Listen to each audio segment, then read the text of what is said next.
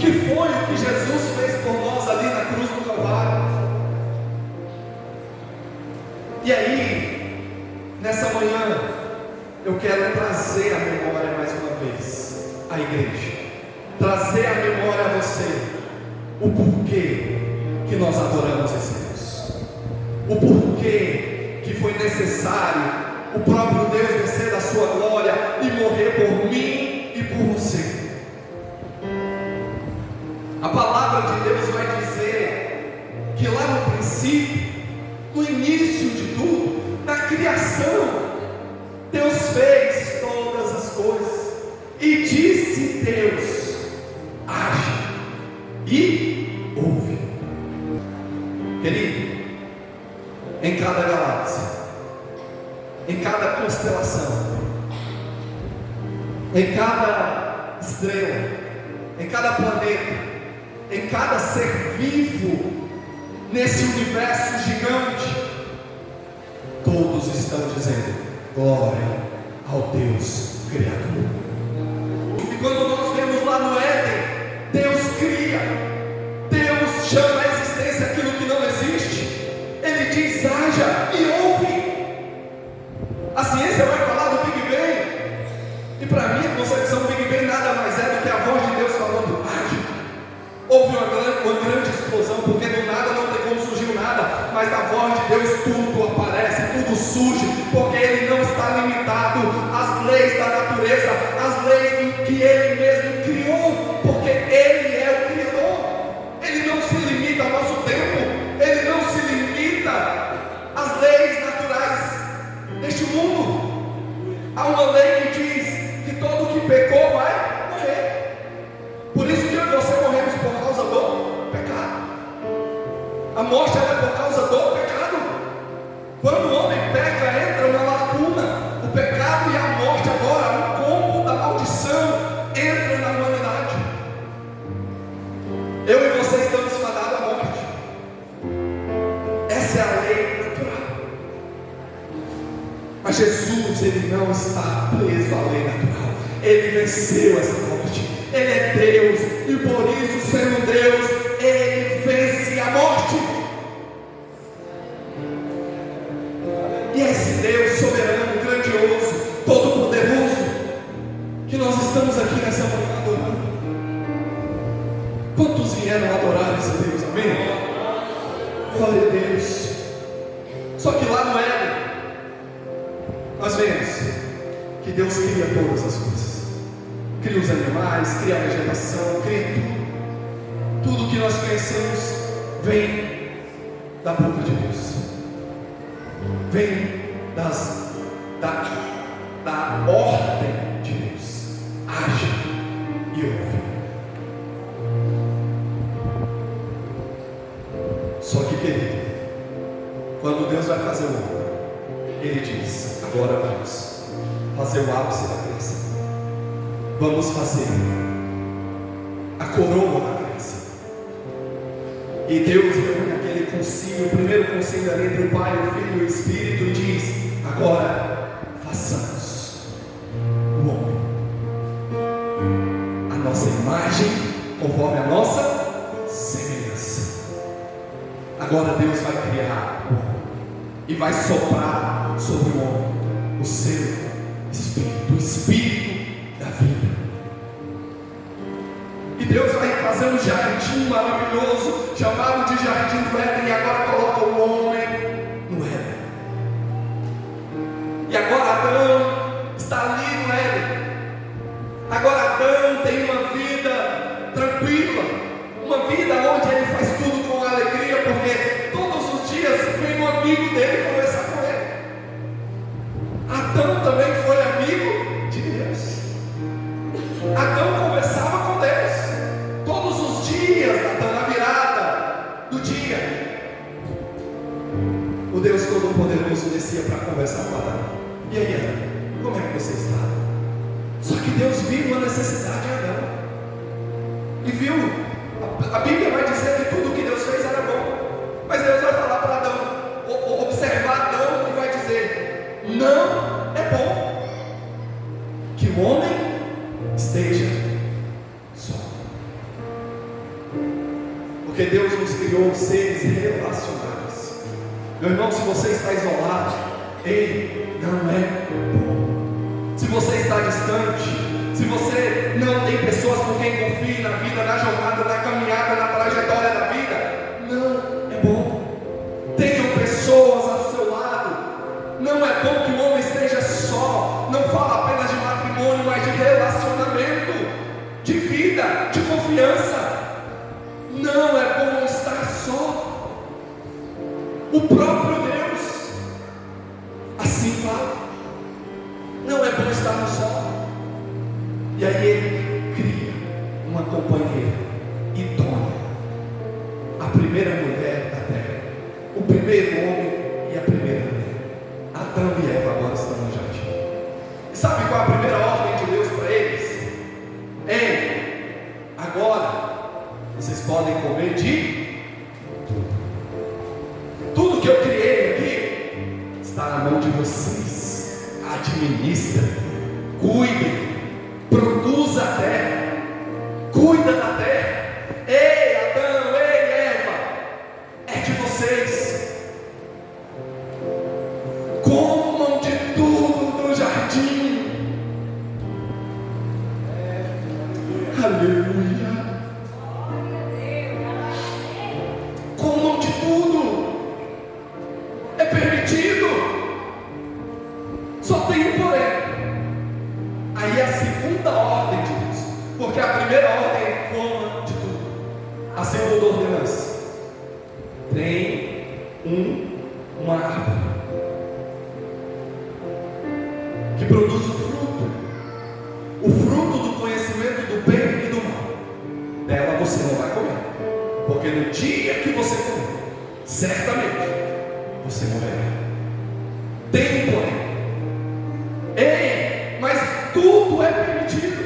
E detalhe, querido, Deus tinha plantado da árvore da vida. Só que o homem, ao invés de comer tudo que era permitido, tudo que Deus estava entregando, eu olho para mim, eu olho para nós como seres humanos inclinados para o mal. Nós muitas das vezes queremos deixar de comer o permitido para comer o proibido.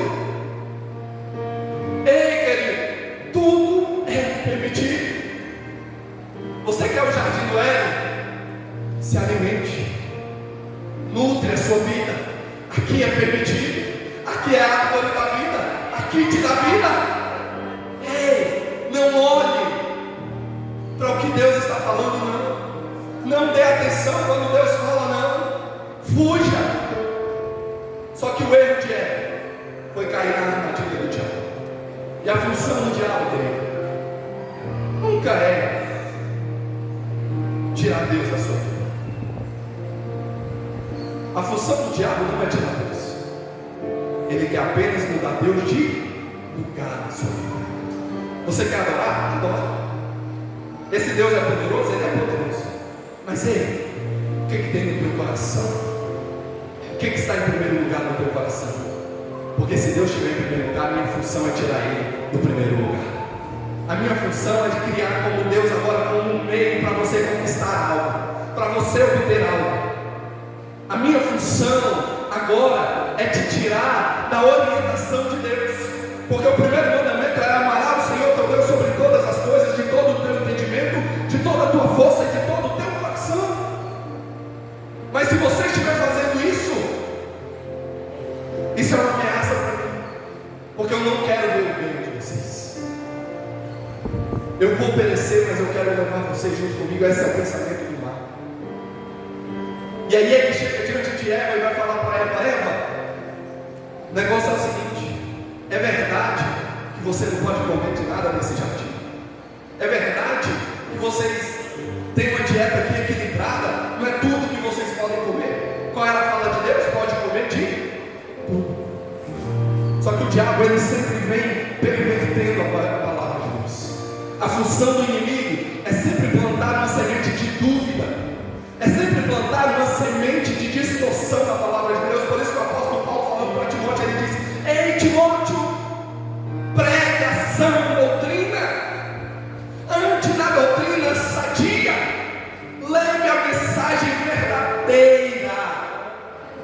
porque virão falsos mestres, que não suportarão, homens e mulheres que não suportarão a sã doutrina, mas perverterão a fé de muitos,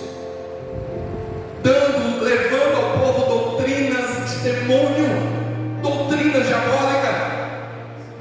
Querido, a palavra de Deus é verdadeira, aquela que nos dá vida. O Senhor Jesus fala: ei, negue-se, tome a sua cruz e siga-me. Ei, aquele que quiser, venha a mim, eu sou a fonte de vida. Ei, se vocês quiserem ser salvos, adorem a mim, glorifica, reconheça, coloque eu no centro da sua vida. A sã doutrina é uma doutrina que te dá saúde, te dá vida. É a doutrina de Deus, é o ensinamento de Deus para mim e para a tua vida, para nos fazer cidadão dos céus. E o apóstolo Paulo vai dizer: Timóteo, tudo que não é a sã doutrina, tudo que não é a palavra de Deus, tudo que não é a voz de Deus para mim e para você, é a voz do diabo, é a doutrina de demônios, é aquilo que te afasta de Deus.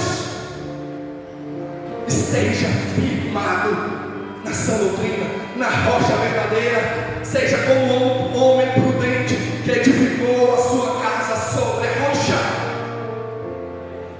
A sã doutrina é a nossa rocha, é a palavra de Deus que nos dá vida, é onde temos a árvore da vida, é aquele lugar onde nós podemos comer e nos saciar de tudo. Ele diz: ei, se vocês têm sede, venham a mim, se você tem fome, venham a mim.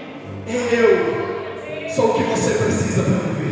Eu que tiro a tua ansiedade, eu que tiro a tua depressão, eu que tiro o teu estresse, a tua síndrome de pânico. Ei, eu que refrigero a tua alma, toda doença da tua alma psicossomática, toda doença física.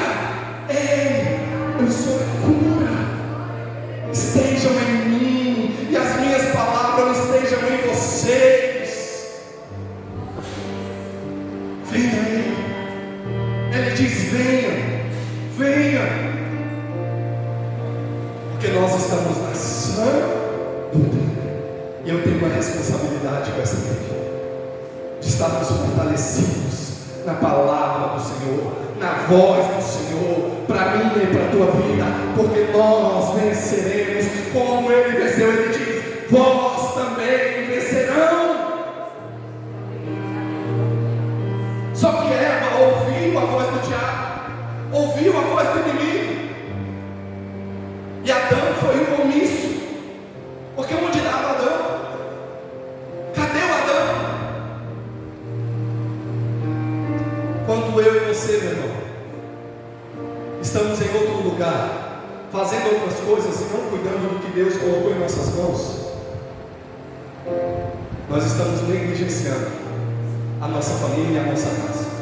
Nós estamos abrindo brecha para que o diabo venha conversar com a nossa esposa, venha conversar com os nossos filhos. Eu e você, homem de Deus, temos a responsabilidade de ser o sacerdote da casa. O cuidado espiritual estava na mão do Adão. A responsabilidade era do Adão. E cadê o Adão?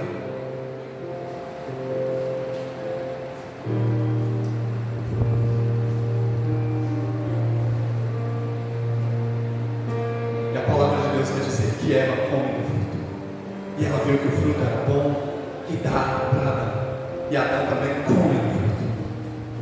E agora, o combo da maldade, o combo da morte, o pecado e a morte entrou na humanidade.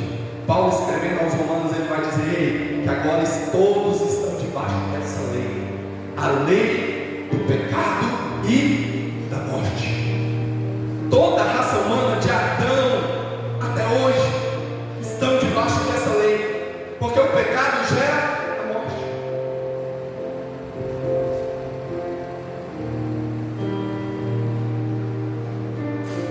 E eles pecaram e foram expulsos do Éden, saíram, porque o pecado faz separação agora entre Deus e nós. Lembra que Deus vinha falar com Adão, Deus tinha um relacionamento com Adão. Deus conversava com Adão todos os dias. Deus falava com Adão agora. O pecado tornou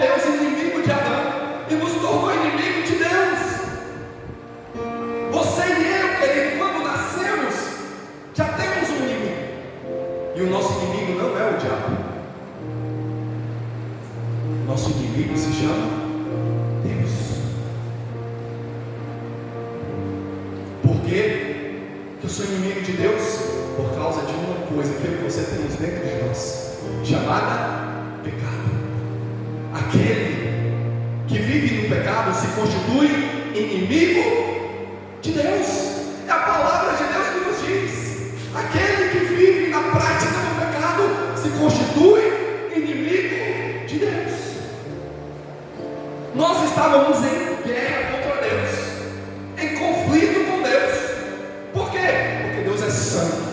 A palavra de Deus vai dizer que Ele, na sua essência, um dos maiores atributos e mais característicos de Deus se chama santidade. Ele é santo. Ele é 3 vezes santo. E eu gosto de usar a palavra do grego que diz Kadosh, Kadosh, Kadosh. Santo, santo, santo é o Senhor dos Exércitos. Ele é santo. E nós agora éramos inimigos. Por quê? Por causa do pecado. Agora ninguém mais podia ir diante de Deus. Romanos 6, 23. Porque todos pecaram e destituídos estão da glória de Deus. Quem pecou, levanta a mão aí. Todos. Meu irmão, você já mentiu alguma vez? Você já falou uma palavra indevida? Você já pensou algo que não devia? Você já ficou com raiva de alguém? Que a palavra de Deus fala, Jesus vai falar: ei, se tu ficar com raiva de alguém, você é um homicida. Eu vou além, você é um homicida. Ei, não precisa mais ir lá e adulterar com a mulher. Tu olhou com olho impuro, você é um prostituto.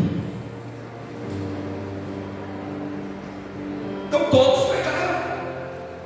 E querido, sabe quantos pecados Adão e Eva cometeram para sair do Éden? Quantos, igreja? Quantos? Quantos pecados você já cometeu? Por isso que Deus não me aceita. Deus não me aceita, porque eu sou um pecador. Só tem um que Deus aceita. Só tem um que foi santo, que Ele foi sem pecado, que Ele foi perfeito em tudo. Deus só aceita o seu Filho Jesus Cristo. Por isso que o sangue de Jesus nos purifica do pecado. É por Ele, é por causa dele, é pelo sangue dele. Eu e você agora nós éramos inimigos de Deus. A ira de Deus iria cair sobre mim, sobre você. A ira do Cordeiro, a ira de Deus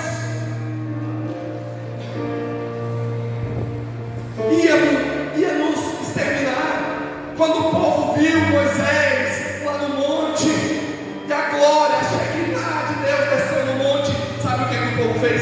Moisés, pelo amor de Deus, Moisés, você fala com Deus, não deixa ele descer, porque se ele descer, ele vai nos matar.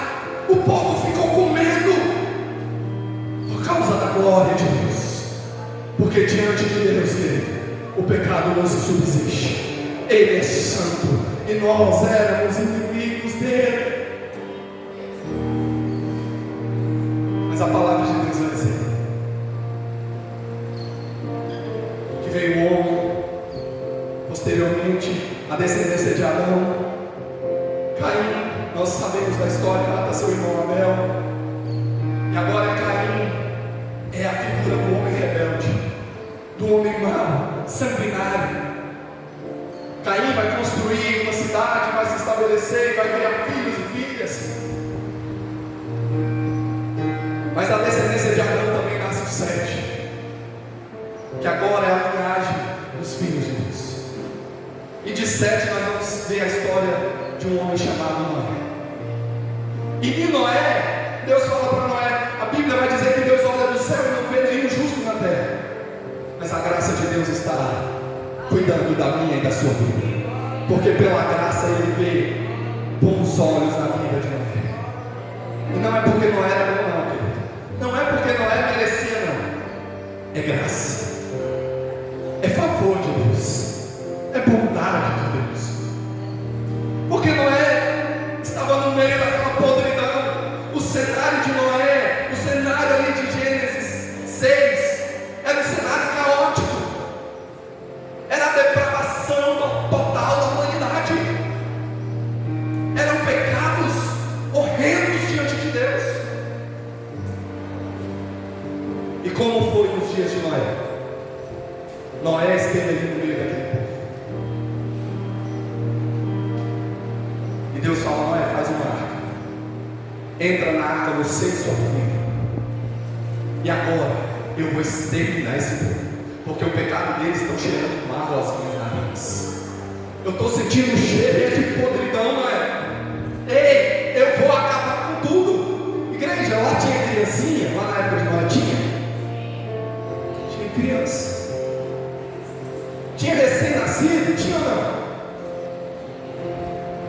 Deus extermina tudo, mas a graça de Deus é revelada em Noé.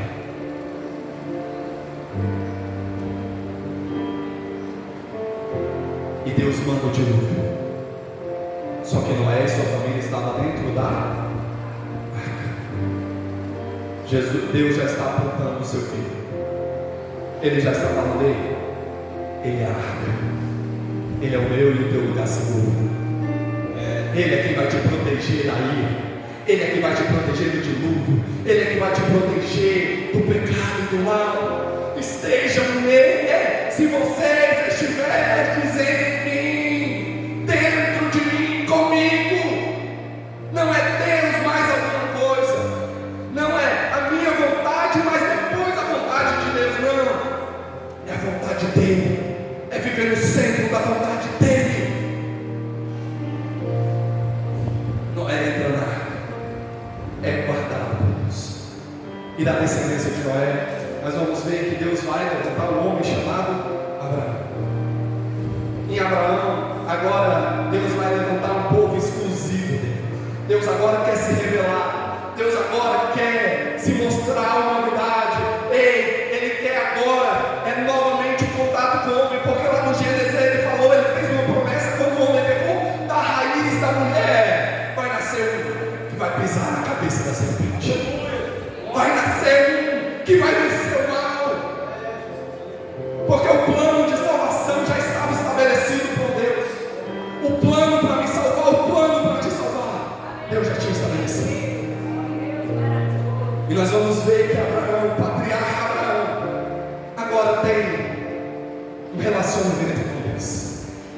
Deus fala a Abraão: Abraão, sai da tua terra, da tua parentela, e vai para a terra que eu te mostrarei. E de ti, Abraão, eu farei, benditas serão todas as famílias da terra. Da descendência de Abraão, do povo judeu, dos israelitas, porque Abraão é o pai, mas Abraão gera agora seu filho Isaac. Abraão não podia ter filhos, Abraão e Sara não podiam ter filhos, e Deus falou: eu vou gerar. Meu irmão, tem coisa que para mim e para você é impossível. Ei, meu irmão, mas o nosso Deus vai tirar toda a esterilidade, e Ele diz: eu vou gerar na sua vida. A palavra de Deus é o que eu e você precisamos para viver. Nem só de pão viverá o homem, mas de toda a palavra que sai da boca de Deus. É da palavra dele, é da boca dele que eu e você viveremos. E Abraão agora se torna um amigo de Deus, ouve a voz de Deus, a promessa, e todos nós sabemos que agora ele tem Isaac, o filho da promessa. Eu não vou me ater nos detalhes, porque são vários detalhes e várias pregações, mas Abraão agora, Deus pede o Isaac de Abraão. Deus fala a Abraão: Abraão, me dá teu filho. Abraão, eu te dei, agora me devolve. Quantas das vezes Deus nos dá algo, querido? Deus nos dá emprego, Deus nos dá esposo, Deus nos dá filhos, Deus nos dá uma casa, um carro, bens, só que nós não queremos devolver, porque é meu. Ei, querido, eu e você não temos nada. Nu veio o homem, nu voltará. como Jó diz, ei, o Senhor me deu, Ele mesmo tomou, e glorificado seja o meu Deus. O que eu preciso é dEle, a minha dependência é dEle, porque sem Ele eu não tenho. Então não se apegue às coisas, que Deus não seja um meio para você conquistar esse ídolo do teu coração.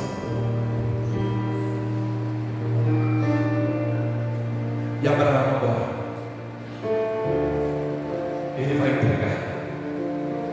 O que Deus, o Senhor quer? Eu devolvo. É dele. Se o Senhor quiser ressuscitar de novo, o Senhor vai ressuscitar. Se o Senhor quiser fazer um milagre, o Senhor vai fazer. Mas eu estou aqui para te adorar. Dependência dele. O que Deus te pedisse hoje, teu coração em arrego ele, para provar a tua fé. Mas Abraão vai lá, porque Deus quer manifestar o seu filho através da vida de Abraão. E aí Abraão vai lá sacrificar o menino, ele pega o cutelo, ele faz o holocausto, ele faz toda a preparação para agora o sacrifício. E na hora que Abraão vai sacrificar Isaac, Deus fala: ei Abraão, não faça isso. O teu filho não vai morrer. Eis que eu, Abraão, preparei o cordeiro. Pega o cordeiro, mata o cordeiro, porque não é teu filho, Abraão, é o meu filho que vai morrer. Por amor de você, por amor da tua descendência, por amor dos meus eleitos, dos meus filhos, é o meu filho que vai morrer na cruz. E Abraão adora o Senhor. E Isaac agora casa com Rebeca. E nós sabemos a história que ele tem dois filhos, Esaú e Jacó. Jacó é outra vez, é o desobediente, é aquele que quer tudo na hora dele, é o correria, é aquele que não para, é aquele que faz todo o trabalho, é aquele que corre para se dar bem na vida, é aquele que faz do meu jeito, eu tenho jeito, eu vou conseguir, vai com a sua força. Esse é o Jacó, é esse cara que engana o irmão, engana o pai, tenta enganar o sogro lá também, Labão, só que o sogro dá muito trabalho para cima dele, né? Só que ele é correria. Aí ele vai ter um encontro com Deus. Aí quando ele tem esse encontro com Deus, ele prevalece. Ele é forte, ele luta com Deus. Ele luta com Jesus ali e ele prevalece. Aí Jesus fala: então o que tu queres? Eu quero a minha bênção. Ele tinha sede de Deus, mas ele tinha sede de Deus do jeito dele. Aí Deus então Jacó, sabe o que eu vou fazer? Eu vou te frear. Só tocou na coxa dele. Agora não é você que vai correr. Agora é eu que estou com você. Agora não é do teu jeito, Jacó. Agora é do meu jeito. Agora é uma nova vida. E detalhe, teu nome hoje não é mais Jacó, mas teu nome é Israel. Agora você é Israel. E as 12 tribos se estabelecem. Nós vamos ver um homem segundo o coração de Deus chamado Davi, que do reino dele agora vai vir o Messias. E a promessa de Deus é estabelecida em todas as Escrituras. Eu não vou me ater em toda a palavra. A promessa de Deus é estabelecida em todas as Escrituras. Só que aí as 12 tribos, eu tenho que falar da próxima, não tem como. As 12 tribos estão estabelecidas. Só que os seus irmãos, por inveja, porque tem filho de Raquel, ela vai ter 2 meninos, um chamado José e outro chamado Benjamim. Só que José era o queridinho. E Jacó tinha os filhos de Lia e tinha das suas concubinas. E os outros irmãos ficaram com inveja de José. E nós conhecemos a história, jogou José ao poço, vendeu José para o Egito. José foi levado ao Egito. Só que José era um cara diferenciado. Onde o irmão José chegava, o irmão Zé, meu irmão, tudo dava certo. Era aquele cara abençoado por Deus, que onde ele colocava a mão, Deus prosperava. E José está no Egito. E agora Deus vai dar sonhos ali, José vai interpretar os sonhos. E José, nós sabemos que vai para a prisão por causa da mulher de Potifar, ou do Boitifar, como muitos dizem, né? Mas ele vai ali à prisão. Certo é que José vai interpretar o sonho de Faraó. E agora José vai ser provisão para toda uma nação, para todo um povo. Meu irmão, Deus nos levanta da forma que Ele quer. Eu e você temos pão, querido. Eu e você somos provisão de Deus para alguém. Como Deus falou para José: ei José, agora todos vão ter que entregar diante de vocês. Vocês vão acumular para no dia da luta, no dia da guerra, o teu amigo vai chegar diante de você e falar: o que é que eu faço? Eu tenho pão. Eu sou provisão da tua vida. E José foi provisão para aquele povo.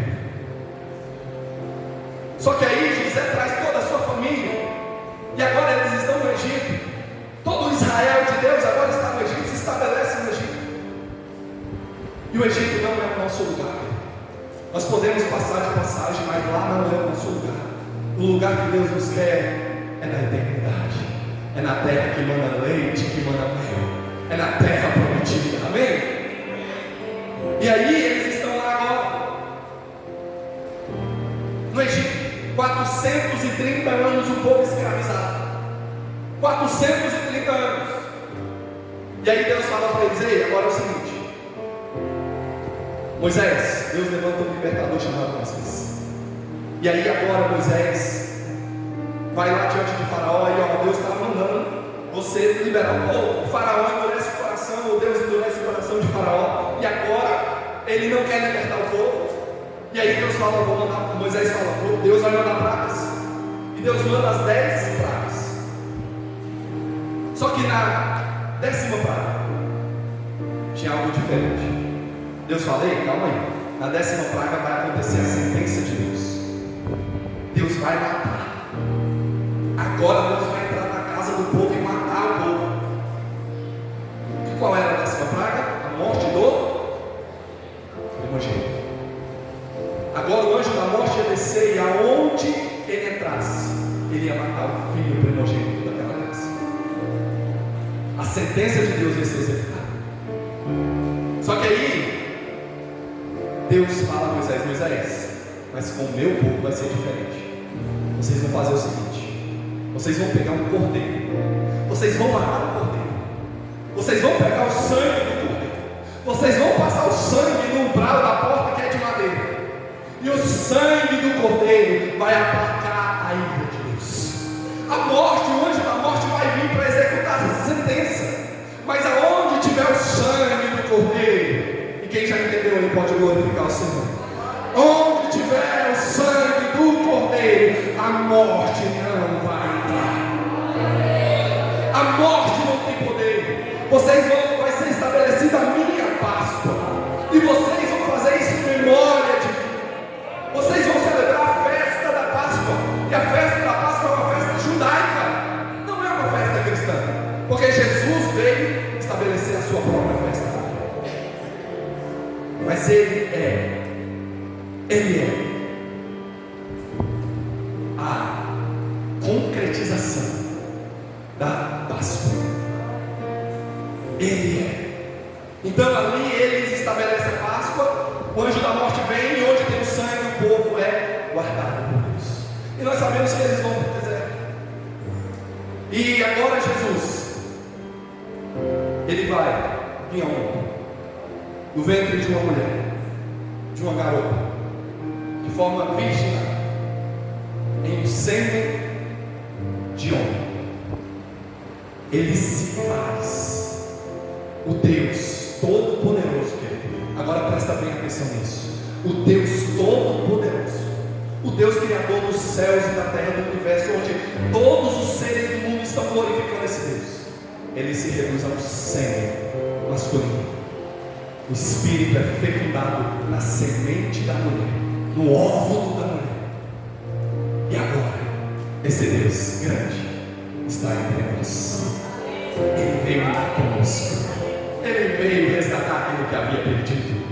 Ele veio salvar. Ele é o cumprimento. E como nós vimos aqui no filme A Paixão de Cristo, ele é ovacionado. Quando ele chega em Jerusalém, as pessoas dizem: Hosana nas alturas, bendito é aquele que vem em nome do Senhor. Mas a mesma multidão que muitas das vezes te aplaude, fala: ei, esse cara é diferenciado, esse cara dá pão para a gente comer, esse cara transforma água em vinho, esse cara é diferente. Hosana nas alturas, bendito é Ele que vem em nome do Senhor. Essa mesma multidão, dias depois, vai dizer: crucifica. Querido, nós precisamos é da presença dEle. É dizer: Senhor, dependa do Senhor. Coloque pessoas que tenham a mesma perspectiva e a mesma visão que amem o Senhor na minha vida. Porque se eles amam o Senhor, vai amar a minha vida. Vai ser meus ajudadores nessa terra. Vamos unir o propósito e caminhar juntos em pureza. E agora ele entra em Jerusalém. E aí a Patrícia já explanou aqui de uma forma maestral aqui, né? Que ele chorou no Éden, ou no jardim do Getsemane, que ele foi guerrear, que no jardim ele chora gotas de sangue, e ele fica muito afligido, só que ele vai orar ao Pai. Jesus é o nosso exemplo de homem que orava. Jesus é o nosso exemplo de um homem de busca constante por Deus. Meu irmão, eu e você somos crentes, mas nós não temos uma vida de oração. Nós não temos uma vida de leitura. Que crente meia boca eu estou sendo? Se a oração me faz ter relacionamento com meu Pai, se a leitura da palavra me faz ouvir a voz do meu Pai, e Jesus vai nos dar o exemplo, estando em oração constantemente, sendo o mestre das Escrituras. E ele lá no Getsemane agora está afligido, sua alma batida, estado de intensa dor, e não é depressão, é dor, angústia, porque a doença não estabelece sobre o nosso Deus. Ele é o Deus Todo-Poderoso. Ele estava em angústia porque com medo de ser morto? Não, querido. Ele estava em angústia com medo dos soldados romanos? Não, querido. Ele estava em angústia com medo do sinédrio? Não, meu irmão. Sabe por que ele estava em angústia? Porque o Pai iria virar as costas para ele. Sabe qual deveria ser a minha e a tua angústia? De nos fazer soar gotas de sangue? É quando Deus está longe de nós. É quando a presença dele não está conosco.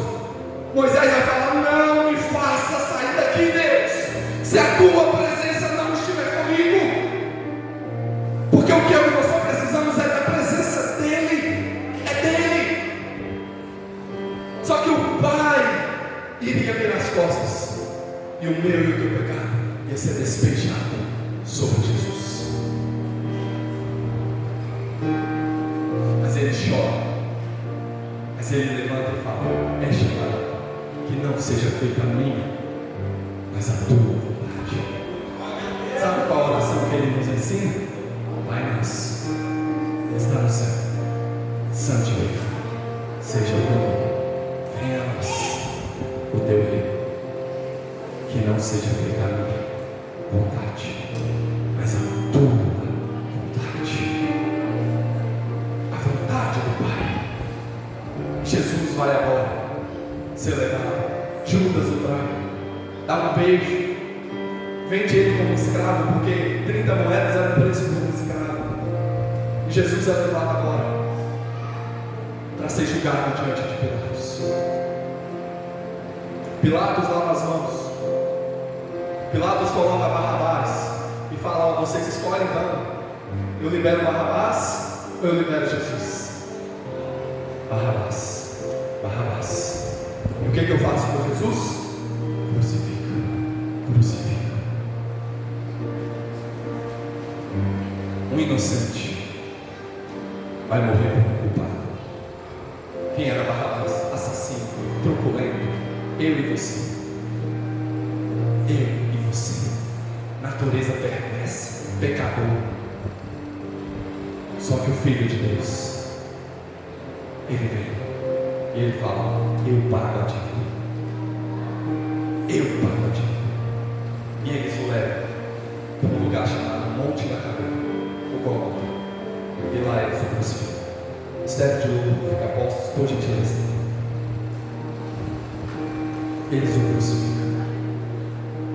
E eu já vou caminhar para a gente finalizar. para celebrarmos a Santa Ceia. Jesus morre. Na cruz do Calvário ele diz: tetelestai, está pago, está consumado. Pai, perdoe-os. Quem recebeu o perdão aqui, querido? Eu e você recebemos o perdão de Deus. Ele diz: Pai, perdoe-os. E ele é levado agora. Ele morre, ele padece na cruz. A palavra diz quando ele padece, ele morre. Há um terremoto, o céu se estremeceu, e houve trevas naquele dia, e houve um terremoto, e agora o véu do templo se rasga de alto a baixo. Presta bem atenção, por gentileza. Quando o véu se rasga, o véu simbolizava: eu não posso entrar na presença. Agora eu e você temos o acesso.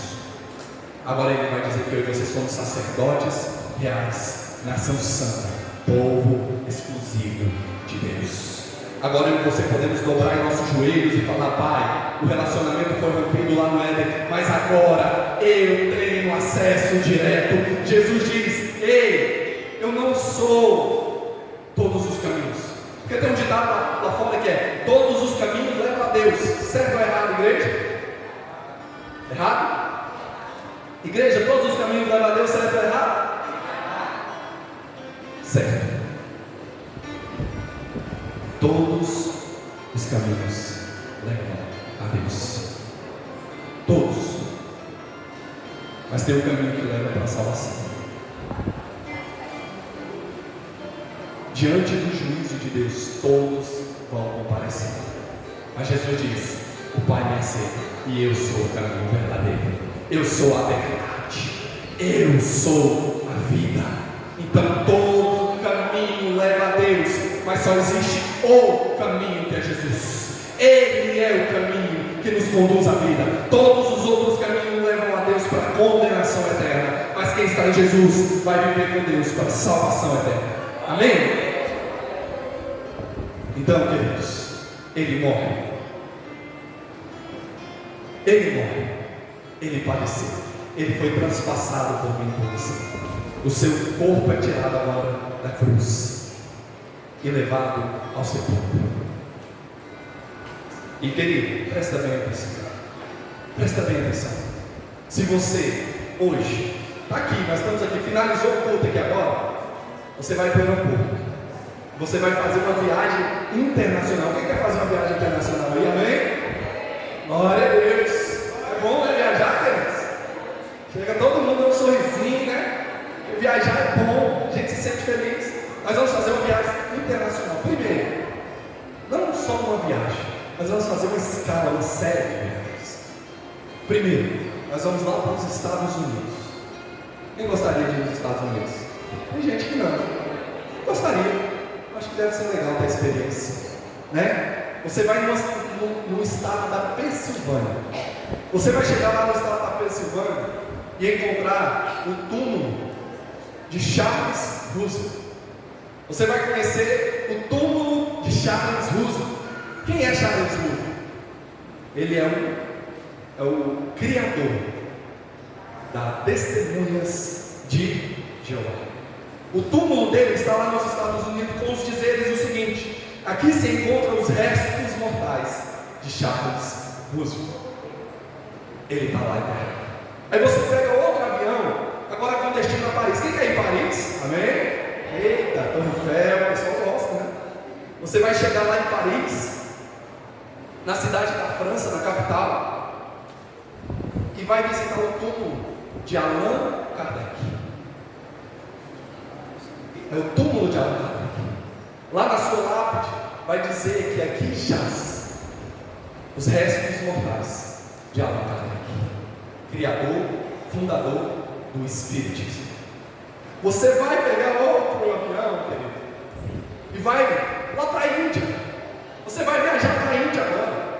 Você vai chegar na Índia e vai numa cidade chamada numa cidade da Índia chamada Kushinagar. É difícil a pronúncia, Kushinagar. Lá em Kushinagar, você vai no túmulo de um homem chamado Siddhartha Gautama. Siddhartha Gautama ele está enterrado em Kushinagar. Siddhartha Gautama, ele é mais conhecido como Buda. Siddhartha Gautama vai estar lá, aqui jaz, escrito, os restos mortais de Siddhartha Gautama. Mas se você pegar o Uber, agora vamos de avião não, né? Vamos de Uber agora. Você vai pegar o Uber e vai lá em Nova Delhi, ainda na Índia. Você vai no túmulo de um homem chamado Mahatma Gandhi. E lá na sua lápide vai estar escrito: ó meu Deus. As suas últimas palavras antes de ser assassinado.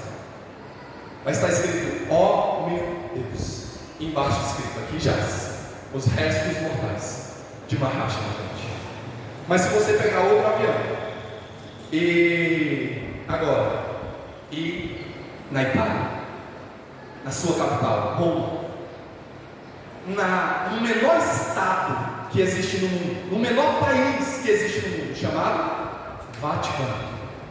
Você vai entrar lá no Vaticano, lá na Basílica de São Pedro, vai estar escrito: aqui jaz os restos mortais do apóstolo Pedro. Agora, querido, se você pegar um avião e ir para Jerusalém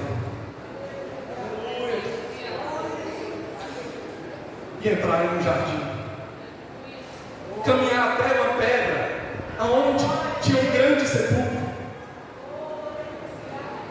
no lugar onde colocaram um homem que foi sem defeito, que foi perfeito em tudo, que o mataram por inveja, no lugar onde colocaram o Salvador da humanidade, vai ter uns dizeres em letra grande, com letras garrafais, dito: ele não está aqui, ele ressuscitou, ele